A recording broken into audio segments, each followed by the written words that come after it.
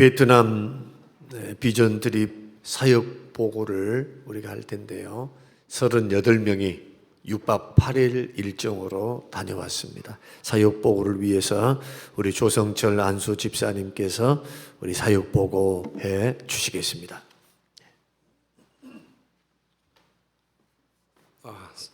팀을 대표해서 기도와 물질로 여러 가지 사랑을 해주신 성도님께 대단히 감사합니다. 무사히 38명이 잘 다녀왔고요. 저희가 준비한 그 PPT와 동영상이 있는데 그거 이전에 우리 학생을 대표해서 우리 장원율 학생이 간증하는 시간을 좀 갖도록 하겠습니다.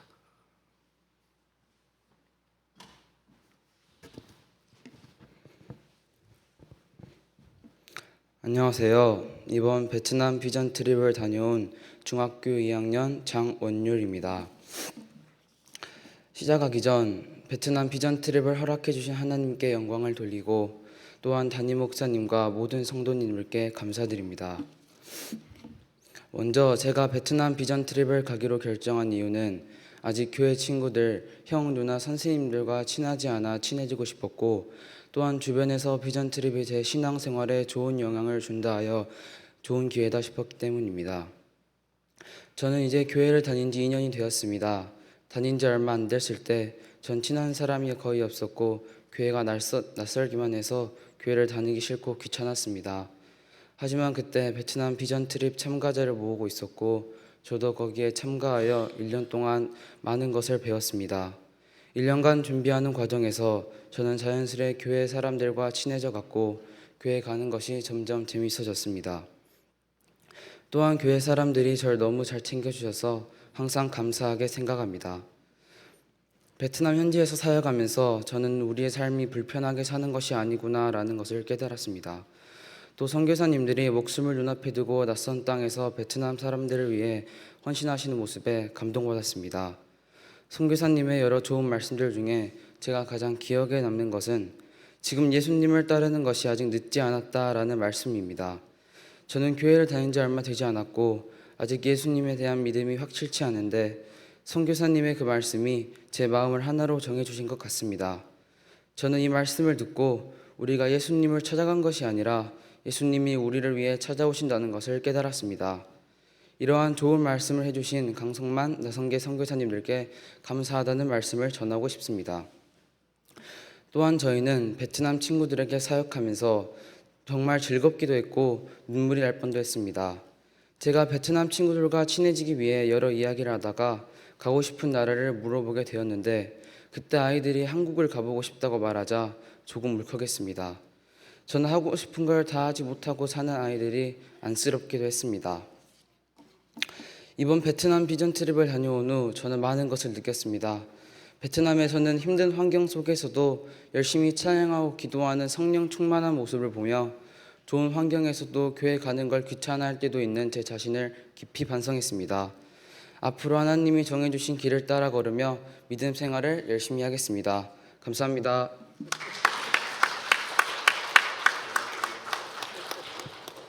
우리 눈에 좀 더디 보이실지라도 학생들 가운데 하나님은 분명히 일하고 계셨습니다. 준비하신 그 PPT가 있는데요. 잠깐 제가 좀 설명해 올리겠습니다. 네.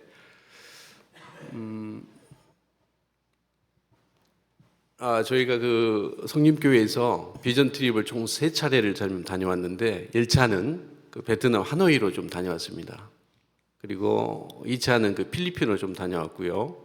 3차는 이번에 호치민으로 좀 다녀왔습니다. 1차 때와 2차, 3차 때 했을 때 36명, 목사님 포함해서 좀 38분이 참석을 했습니다. 베트남은 지도상에 이런 형상을 좀 보이고 있고요.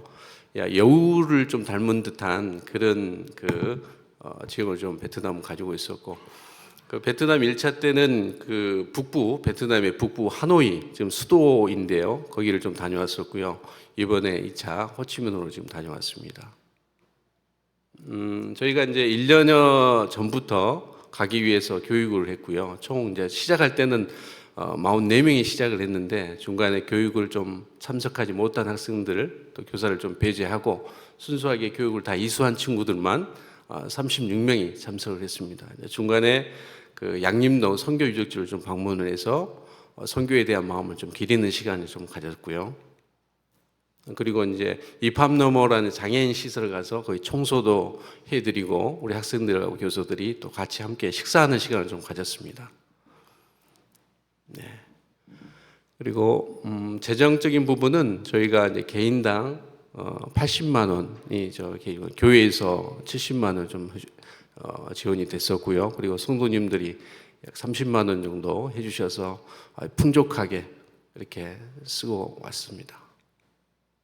가기 전에 저희가 기도하고 찬양한 후에 기념사진을 강당에서 본당에서 좀 찍었습니다. 드디어 이제 출발을 합니다. 이제 베트남 호치민 공항에 이제 도착한 사진입니다. 그리고 우리가 잘 아시는 그 강기쁨 선교사님 그 해피프렌즈 선교센터에 방문해서 선교센터에 대한 보고를 좀 받았고, 그래서 그날 저녁에 이제 금요 찬양 금찬이 있었는데 그 바로 선교센터 바로 옆에 그 사이공 한마음 연합교회라고 거기에 같이 참여를 했고, 그때 이제 강기쁨 선교사님 좀 말씀을 전해주는 시간이 있어서 우리 학생들과 우리 팀들이 전부 참여해서 기도하는 그런 시간을 가졌습니다.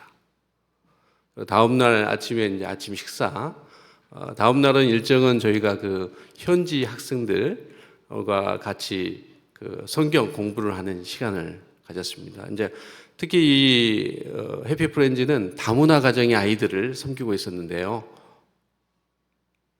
예, 드디어 이제 여름 성경을 학기 위해서 다문화 그 학생들이 지금 들어오고 있습니다. 저희가 준비한 이제 율동과 찬양 그리고 연극, 무언극까지 해서 저희가 같이 했고요. 이렇게 잘 몇 번 들어보셨겠지만 할례 찬양을 아이들 앞에서 저희가 했습니다. 네. 이때 목사님께서 좀 말씀을 좀 이하영 목사님이 좀 말씀을 전해 주셨고요. 네, 기도하는 모습입니다. 이제 이후에 이제 공과 우리 학생들과 교사가 참여해서 현지 학생들을 같이 공과를 진행하는 시간이 있었습니다. 네. 네. 그리고 이제 바디 페인팅, 페이스 페인팅이라고 하죠. 여기 이제 이거 같이 학생들과 하는 시간을 좀 가졌습니다. 네. 연극하는 청렴대학부에 이제 마지막으로 레크레이션을 해서 애들과 함께 어우러지는 시간을 좀 가졌습니다.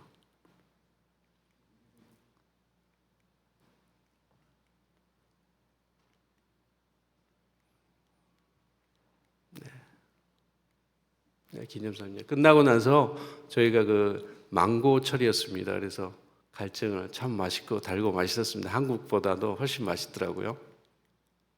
저녁에는 이제 현지식 베트남식 이제 분짜를 좀 잘하는 음식점 가서 맛있게 또 먹었습니다.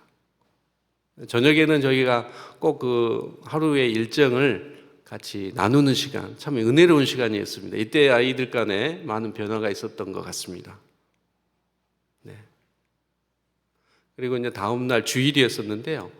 주일이었는데 베트남의 그 현지인 교회를 좀 찾아가서 같이 예배하는 시간을 가졌습니다.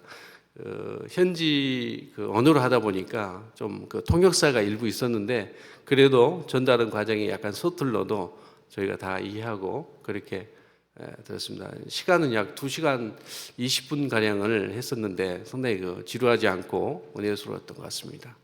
네, 저 장로님 좀 저희 팀을 좀 소개하는 시간이 있었고요.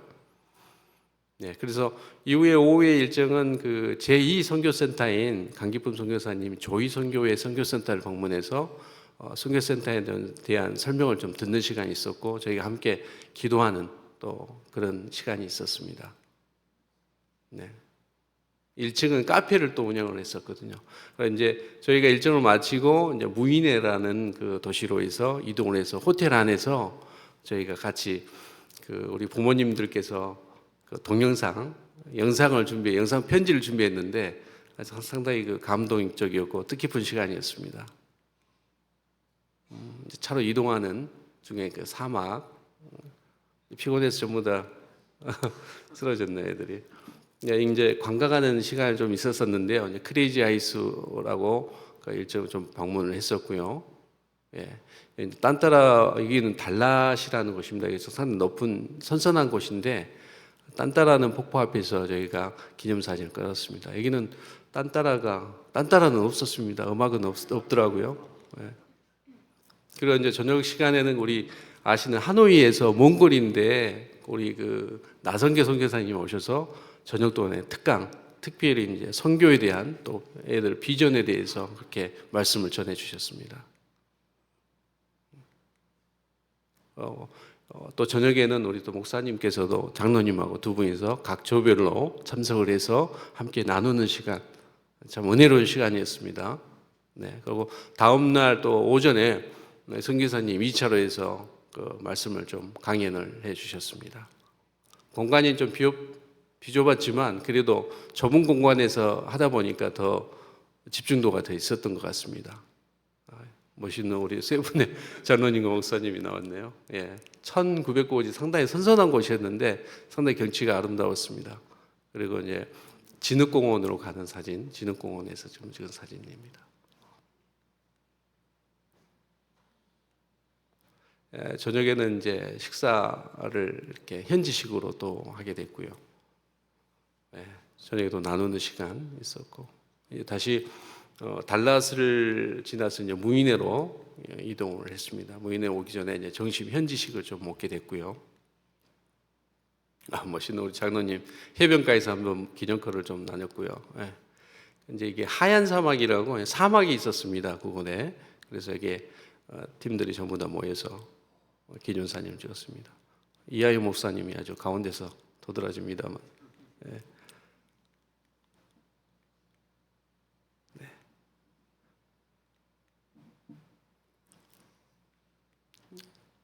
저녁에 이제 수요일 날 저녁 밤 예배는 앞에 그 바닷가에서 저희가 성경에 나와 있는 갈릴리 호수 앞에서 예수님이 말씀 증거하시는 그런 장면이 연상되는 아주 좀 은혜스러운 그런 장소에서 저희가 교사들이 또 기도로 그렇게 함께 기도했던 그런 시간을 좀 가졌습니다.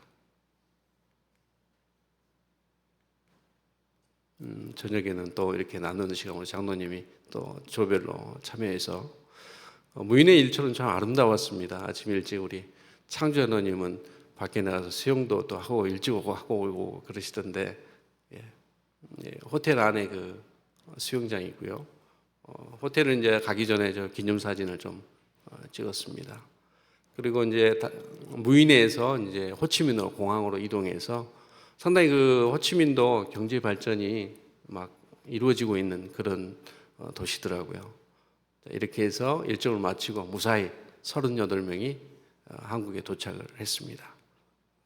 네, 우리가 다음 세대가 세워지도록 늘 기도와 우리 사랑이 좀 필요할 것 같습니다. 우리 눈에 좀 더디 보일 수도 있습니다. 여전히 까불기도 하고 갔다 왔는데 변화가 없을 수도 있습니다만 우리 기도로 나무를 심듯이 그렇게 진행됐으면 좋겠습니다.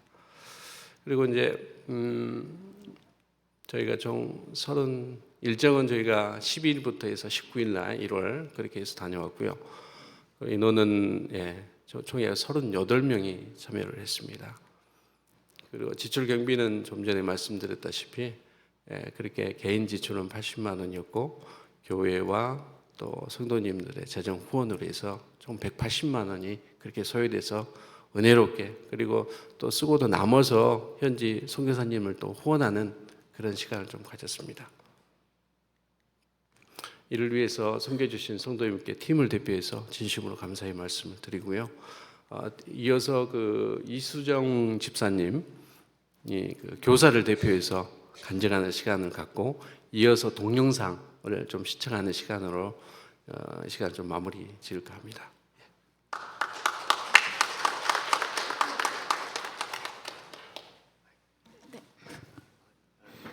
안녕하세요. 저는 중고등부 교사를 맡고 있는 이수정입니다.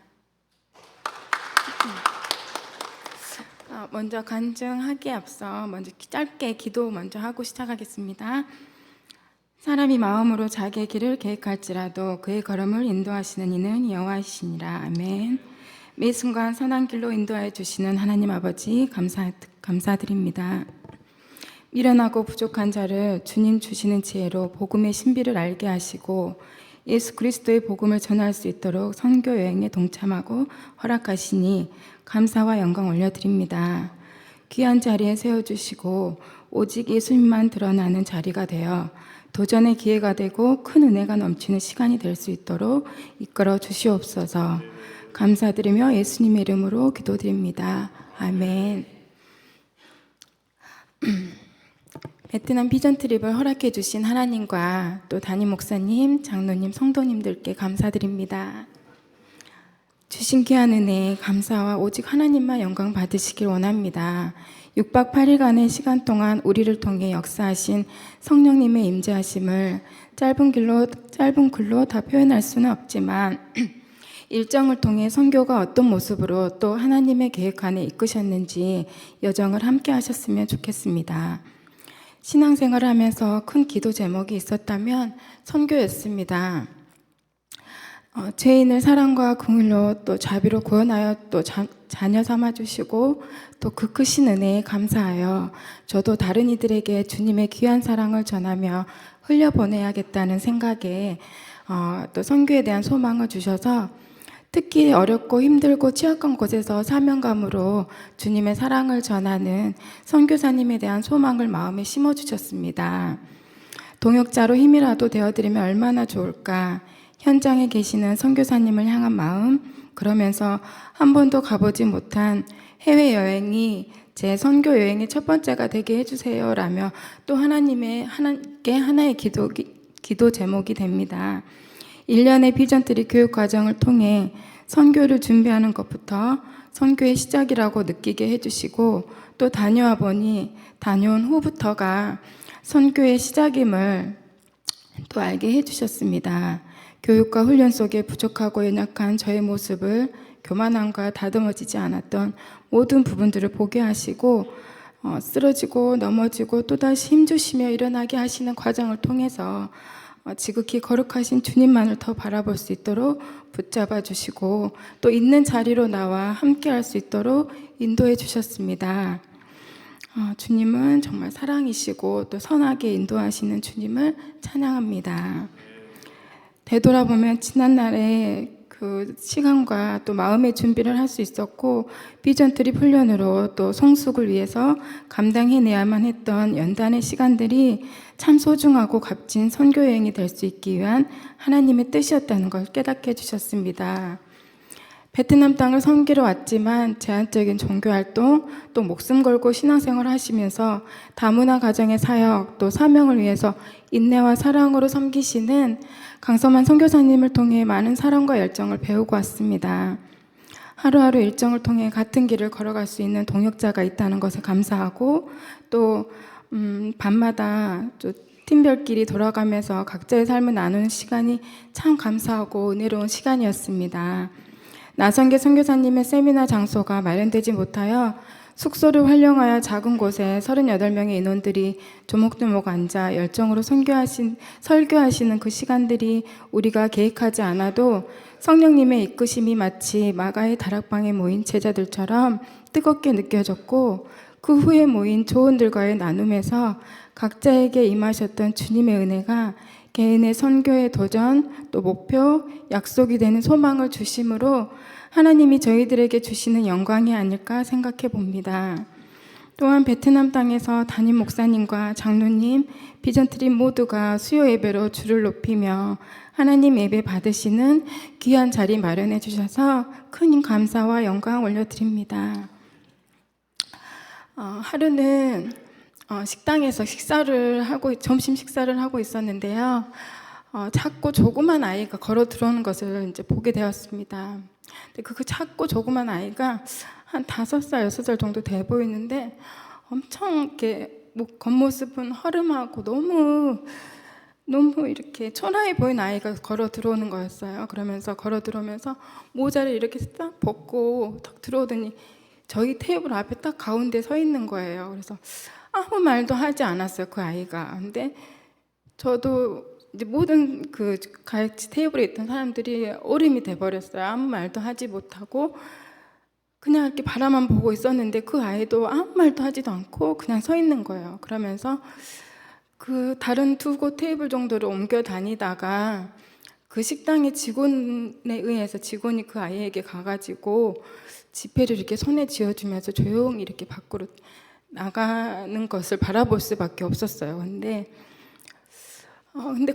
굉장히 마음이 무거워지는 거예요. 왜 아무 말도 하지 못했을까? 그 조그만 아이가 그렇게 허름한 초라한 행색을 하고 앞에 왔을 때 어떤 도움을 주지를 못했을까 하는 그런 마음이 무거워지면서 그날 일정 내내 무거운 마음으로 기도를 하기 시작했어요. 하나님께 회개의 기도도 나오고 또 왜 그렇게 하지 못했을까, 선뜻 말을 붙이지 못했을까 하는 자책의 마음도 있었고 굉장히 무거워서 하루 종일 주님께 기도하기 시작했어요. 그랬더니 나중에 주님이 주시는 마음은 그건 단지 제가 그 아이를 도와주지 못했다는 것도 아니고 그 아이에게 말을 건네지 못함도 아니었습니다. 베트남 모든 곳이 그러진 않겠지만 아직도 발전이 더디고 또 빈약한 곳이 많고 빈부의 격차가 심해서 그렇게 긍휼히 여기고 그들을 향해서 긍휼히 여기고 또 구제에 대한 지경을 넓혀주시는 마음이었습니다. 그래서 잠잠히 묵상하면서 그날 하루를 떠올려 보니 마치 그 아이가 가장 허름하고 또 가장 낮은 자의 모습으로 찾아오신 예수님의 모습이 아니었을까라는 생각이 마음이 아렸습니다. 6박 8일 동안 베트남에서 경험했던 이 나라의 문화와 종교 상황 또 교제하고 나누었던 그 분위기 모두 잊지 않고 이 나라를 위해 하나님의 마음을 품고 더욱 진실로 기도하며 사랑할 수 있도록 생각과 마음의 지경을 넓혀주신 하나님께 감사드립니다. 마지막으로 세상의 버킷리스트가 아닌 버킷리스트를 만들어가는 삶이 아닌 하나님이 만들어주시는 하나님 삶의 질서를 세워주시는 하나님의 버킷리스트를 통해서 세계 열방과 민족을 위해 기도하길 원합니다. 또 다음 선교지를 향해서 말씀과 기도로 준비케 하시는 주님을 찬양하며 경배합니다. 되었다. 지금 바로 순종하라. 말씀하실 때까지 주님과 함께 승리의 길을 준비하며 걸어갑니다. 이 모든 말씀 거룩하신 주님께 감사와 영광 올려드리며 앞으로도 중고등부와 또 대학부를 위해 더 깊은 신앙과 섬김을 통해 삶의 변화가 일어나고 하나님께서 선교를 위해 발걸음을 인도해 주실 수 있도록 우리 모두 함께 기도해 주시길 원합니다. 감사합니다.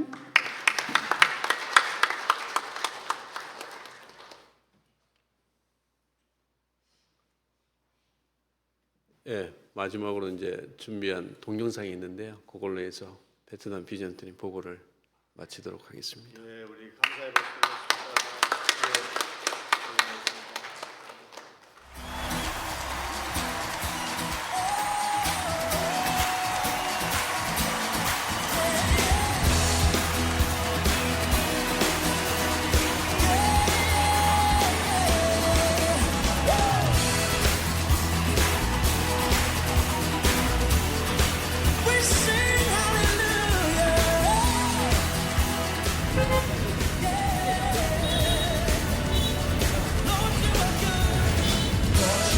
Good and your mercy endureth forever.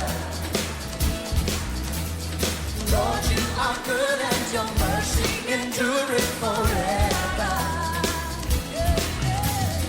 People from every nation and tongue, from generation to generation, we worship you. Hallelujah, hallelujah, we worship you.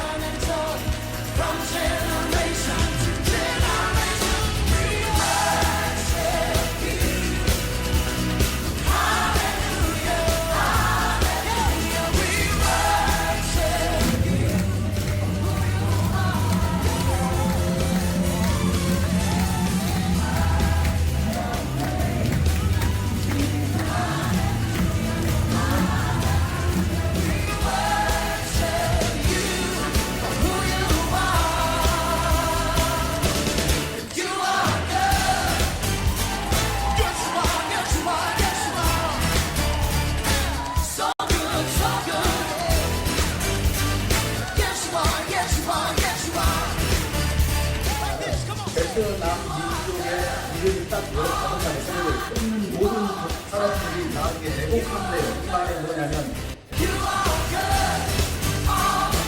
하는 거야. 이게 도대체 무슨 의미가 있냐는 거야. 자, 이게 어떤 의미가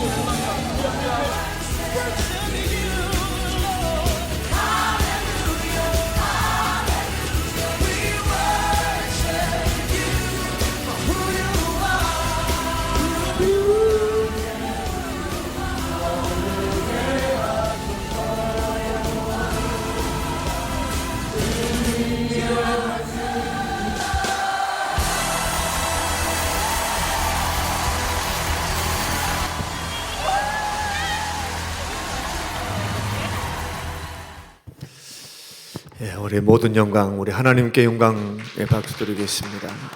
불을 한번 켜주시고요. 예, 조명. 예.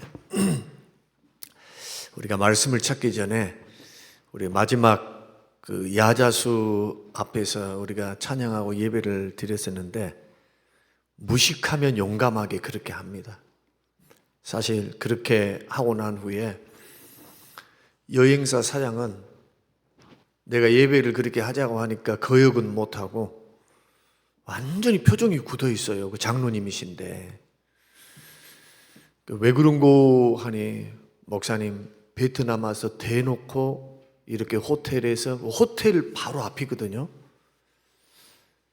그리고 경비원들이요 둘이가 딱 서가지고 바로 5m 앞에서 쳐다보면서 이러면서 있는 거예요. 내가 지금 찬양하고 설교하는데 둘이서 이렇게 하고 있는 거예요. 지금 보고 있는 거예요.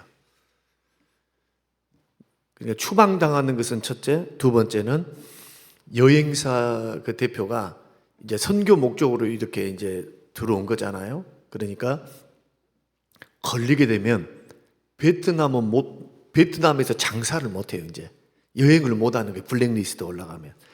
그것은 괜찮아. 만약에 고발 조치가 돼서 우리가 경찰서로 가게 돼서 꼭 5명, 3명, 4명이 있으면 뿌락치가 있어요. 꼭 거기에 뭐가 있냐면 그 반동분자, 그 다음에 무슨 뭐 종교의 자유가 없어요. 거기는. 그러니까 전도도 못 하고요. 또 찬양하고 예배하는 지정된 곳에서만 해야 돼요. 몰랐어요. 그걸. 그래서 그 이야기를 선교사님 두 분한테 했더니 마지막 날 했더니 목사님 큰일 날 뻔했다고. 우리 쫓겨나면 다시는 못 들어가요. 그 나라. 그래서 본인들도 예배를 하거나 어떤 팀이 들어오면요 자기는 주선만 해주고 빠진대요. 공간에 자기는 안 들어간대요. 왜냐하면은 만약에 거기 걸려가지고 누군가가 고발을 해버리면 2번 다시 못 들어가요. 우리가 이런 가운데 지금 2분 추방 안 당한 것 보니까 그냥 넘어간 거죠. 경비원이 경비 모자 딱 쓰고 제복을 입고요. 둘이 서 있었다니까. 물론 사전에 한 사람한테는 제가 얼마를 좀 줬어요. 편리를 좀 봐주라고. 여기 우리가 좀 쓰겠다고 했지만 다른 한 사람은 그런 적이 없거든요. 여하튼 이런 모든 것이 하나님의 은혜이고요. 그리고 제가 베트남 벌써 4번째 갔다 왔습니다. 4번째 갔다 왔는데 대놓고 선교 못합니다. 전도 못합니다. 구제는 해요. 구제. 하노이 때는 정말 빈민가 극빈층에 있는 사람들 쌀을 나눠주고 생필품을 나눠주면서 얼마나 가슴이 아픈지. 우리 아이들이 그런 모습을 봤으면 참 좋았을 텐데, 우리 1차 갔을 때는 우리 요한이 또래 애들이 그때 가서 은혜를 받고요. 그때 큰 도전을 받고 변한 사람이 우리 아들이에요. 저희 아들이 갔다가 와서 얼마나 큰 은혜를 받아버렸는지. 그 후로부터 여러분 아시잖아요. 믿음 생활 이쁘게 잘하고 있는 거. 백문이 불여일견입니다. 그리고 제가요, 시간이 좀 지나고 그러면은 교회가 안정화가 되어지면 적어도 2년에 한 번씩은 중직자들, 어른들도 자원자들을 모시고 나가야 되겠다. 그런 생각을 하게 됐습니다. 그래서 우리 교회가 이러한 선교 여행은 그냥 여행으로 끝나지 않습니다. 가면 거기에는 꼭 하나님의 일하심이 있어요. 하나님의 일하심. 여러분 100번 들어도요, 한 번 가는 것만큼 못하다. 앞으로 그런 교회에서 그런 일정, 몽골이라든지 지금 루트는 너무너무 우리가 선교할 수 있는 루트는 너무 많아요. 우리 성도님들이 영적인 건강을 위해서라도 제가 그런 부분들을 한번 이번에 세안교회가 몽골을 2차 가게 되는데, 저희들도 몽골 교회 지철한 목사님은 우리 교회가 돕고 있잖아요. 근데 너무너무 잘하고 있어요. 그분이 다 플랜 짜서 이제 몽골의 교회를 몇 개를 세웠는데, 그 루트를 우리가 한번 몽골을 위해서 기도하면서 이번에는 어른들이 가셨으면 좋겠다. 그런 생각이 있습니다. 기도로 준비해서 그렇게 가면 큰 비용 없이 우리가 섬기고 돌아올 수 있다. 그래 피드백을 좀 받고 그렇게 하면 얼마나 좋겠는가 그런 생각이 있습니다. 위해서 여러분 기도 많이 해주시기를 바라고요.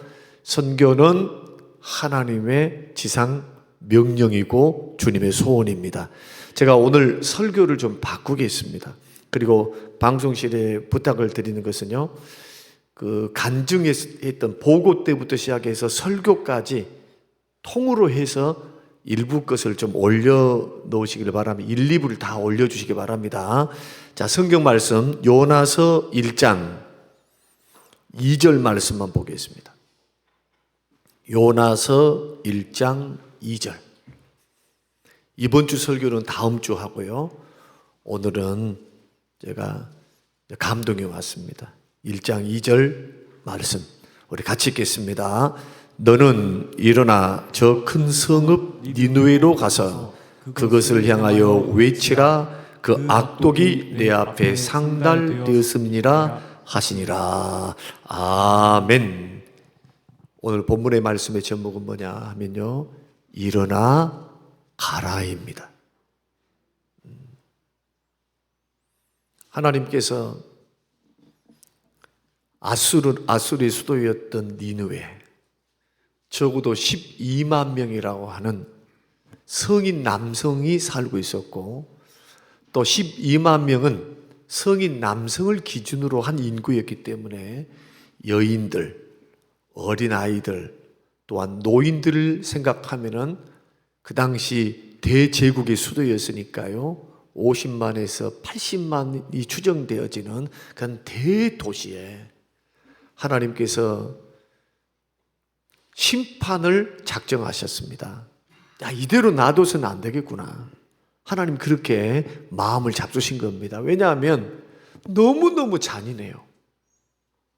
우상을 섬기는 것은 두 번째 치고 지금까지 일어났던 그 대제국들이 있습니다.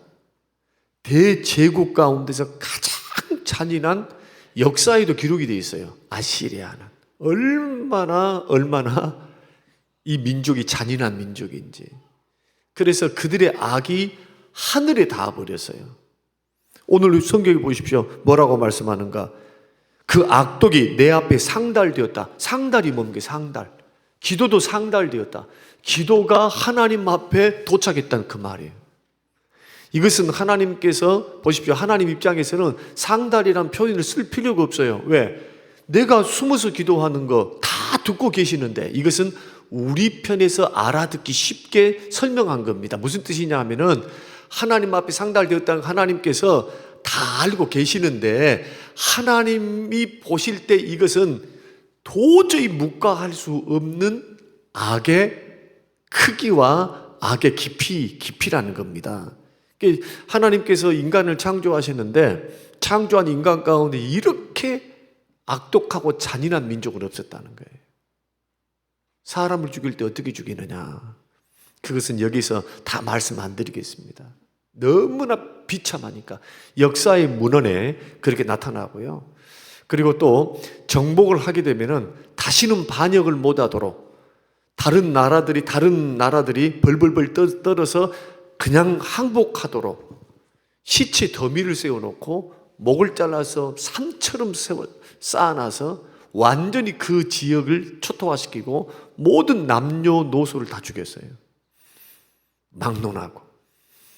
그런 잔인무도한 그러한 나라가 바로 아수르였고 니느웨였습니다. 그런데 하나님께서는 그 나라를 불쌍히 여기시는 겁니다. 여러분 생각해 보십시다. 우리 같으면은 당장에 그냥 아이고 이게 악이 상달되었으니까 하나님께서 탁 싹둑하고 쳐서 죽여버리고 아니면 멸망시킬 것 같은데 하나님께서는 어떻게 하시느냐? 놀랍게도 기회를 주십니다. 회개할 수 있는 기회. 여기에서 주님의 어떤 마음을 우리가 배울 수 있느냐 하면은 아무리 이 세상에서 우리가 생각할 때 흉악한 죄인이라 할지라도 하나님 아버지의 근본적인 마음은 뭐냐? 긍휼이다. 그들이 멸망당하는 것을 원치 아니하신다. 회개하고 돌아와서 생명 얻기를 원하신 것이 아버지의 마음이에요. 모두가 다 구원받기를 원하시는 거예요. 그래서 하나님께서는 그 민족을 살리기 위해서 하나님 하시는 것은 뭐냐? 더 큰 무력을 통해서 아니면 더 큰 나라를 통해서 하나님이 징계하시기 전에 그들이 돌아와서 회개해서 심판을 면하고 생명을 얻을 수 있는 유일한 방법이 뭐냐? 복음을 증거하는 겁니다. 복음이 증거돼야죠. 그냥 회개하든지 뭐 하든지 돌아오든지 이런 일들을 하지 않겠습니까? 그래서 하나님께서는 요나를 선지자로 삼아서 선교사로 삼는 겁니다. 왜냐하면 적국이니까. 그것도 적국이면서 외국이기 때문에 선교죠, 선교. 너 빨리 가. 선교하라. 그런 뜻입니다. 여러분, 천하 인간들도요, 복음 없이는 구원을 받을 수가 없습니다. 복음을 들어서 회개하고 복음을 믿고 예수께로 돌아오면 그것이 살인죄이든지 연쇄살인범이든지 천인공노할 히틀러이든지 김정은이든지 김일성이든지 주님이 보실 때는 저와 여러분들을 보시는 것처럼 똑같은 죄인들이에요. 주님 보실 때는. 똥 묻은 개가 재 묻은 개 나무랄 수가 없어요. 하나님의 의에는 이 세상에 있는 모든 사람이 죄를 범하였음에 죄의 경중은 있다 뿐이지 죄인인 것은 똑같아요. 죄인들이 갈 곳은 영원한 멸망의 길 지옥밖에 없습니다. 그래서 주님은 이 지구상에 있는 어떤 사람도 어떤 죄인들도 용서받지 못할 죄인들은 없어요. 그런데 세상 사람들은 이것을 이해합니까? 못합니까? 세상 사람들은 이것을 이해가 안 되는 거예요. 하나님의 넓으신 사랑과 그 긍휼의 깊이, 그 사랑의 높으심을 도저히 이해할 수가 없는 거예요. 저 사람들은 다 죽여야 되고 저 사람들은 멸망시켜야 되고 하나님 아시지 않느냐는 거예요. 이게 요나의 심정입니다. 요나의 심정은 뭐냐 하면은 하나님, 다른 나라는 몰라도 아수르가 어떤 나라입니까? 우리 민족을 침략해서 하나님의 백성들을 침략해서 노략하고 죽이고 우리를 괴롭히는 민족인데 하나님 빨리 멸망시켜야지 뭐 그들에게 회개의 기회를 줍니까? 하나님을 대적하는 것이잖아요. 근데 아버지 하나님의 마음은 뭐냐? 죄인들이 회개하고 돌아와 구원받고 영생을 얻고 하나님의 자녀가 되는 것을 하나님께서는 기뻐하시고 원하시는 거예요. 이 마음을 그대로 받을 수 있는 사람이 뭐냐? 아버지의 마음을 그대로 수용해서 아버지께서 이렇게 죄인들을 용서하시고 지옥 불구덩이에 들어가지 않고 영생복락을 누리며 천국에서 영원토록 하나님의 자녀로 살 수 있는 길을 주님 주시기를 원하는데 그게 바로 복음전도 선교입니다. 그래서 선교는 반드시 해야 돼요. 전도와 선교는 생명을 살리는 길입니다. 그러면 선교와 전도를 하기 위해서 뭘 해야 되느냐? 첫째는 하나님의 말씀을 드려야 합니다. 1절 말씀, 여호와의 말씀이 아미떼의 아들 요나에게 임하니라.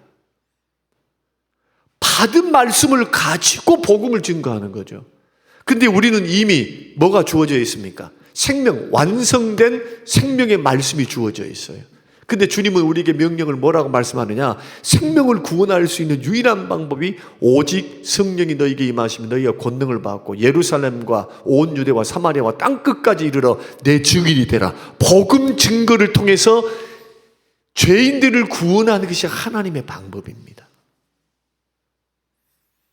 저는 성림교회와 우리 개인이 복음을 증거하고 선교하는 하나님의 백성들, 생명을 살리고 생명을 구하는 하나님의 백성들이 되시기를 주의 이름으로 축원합니다. 그러기 위해서는 첫 번째는 주의 음성이 들려야 한다.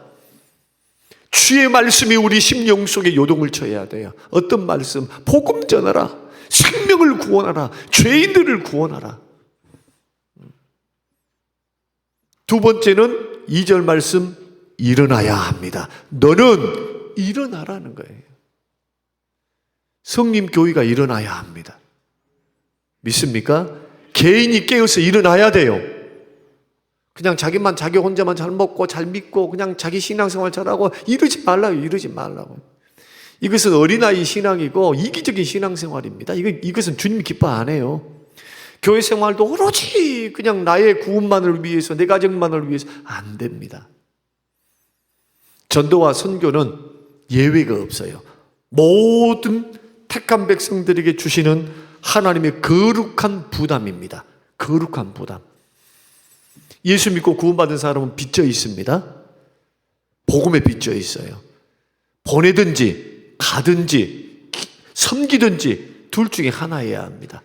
기도하면서 보내야 돼요, 물질로. 아니면 우리가 가든지 단기 선교, 비전 출입 다 이것이 뭡니까? 선교사님들이 가면요, 우리는 그 일주일 동안 큰 사역을 못 합니다. 그런데 두 가지가 발생을 해요. 첫째는 선교사님들이 위로를 받아요. 제가 강성만 선교사님을 통해서 내 손을 꼭 잡고 떠날 때까지 목사님 너무 감사하대. 너무 고맙대. 너무너무 큰 힘이 된대. 가가지고 이분들이 우리가 드렸던 헌금만 한 게 아니고 자기들이 가지고 갔던 그 선물 살라고 했던 것이 있어요. 선물 살라고. 그런데 감동이 온 거예요. 가니까. 김창규 장로님께서 우리 헌금합시다. 헌금합시다.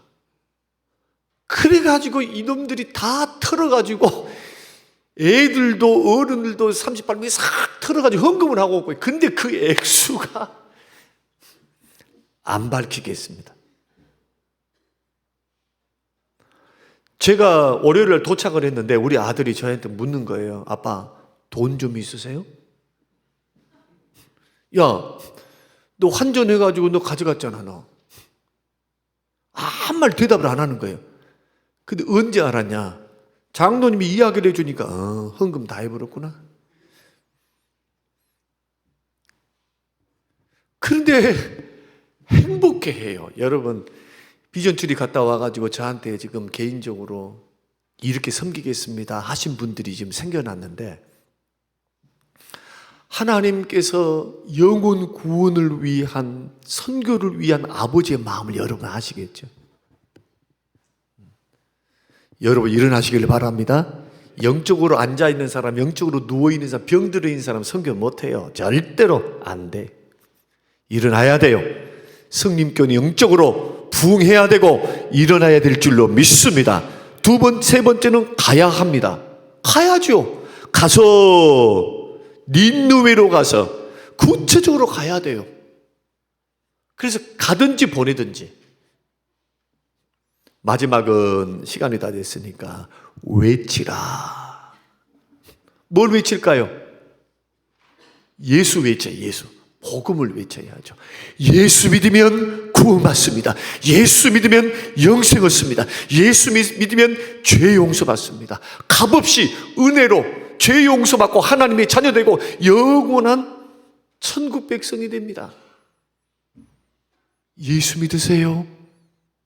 과거의 모든 죄 용서받습니다. 주님이 나를 의롭다고 여겨주십니다. 그래서 구원은 뭘로 받아요? 공짜로 받아요. 선물로 받아요. 교회에 있다가 뭘 많이 해나가고 구원 못 받아요. 상급 받는 거예요. 그것은 자기가 하나님 앞에 면류관 받고 상급 받는 거예요. 구원은 동일합니다. 구원받는 방법은 동일해요. 나를 위해서 십자가에 죽어주신 예수 그리스도를 마음으로 믿고 입으로 시인해서 영접하면 모든 죄 사함받고 은혜로 구원받습니다. 이런 은혜를 여러분 누리시기 바랍니다. 누리는 시간이 바로 주일이에요. 이런 은혜가 넘치시기를 주의 이름으로 축원합니다. 고마우신 아버지 하나님 감사합니다. 고맙습니다. 선교하게 하신 하나님 감사합니다. 복음 증거하게 하신 하나님 감사합니다. 시대적인 사명 감당하는 성림교회 되게 하옵소서. 예수님 이름으로 기도합니다. 아멘.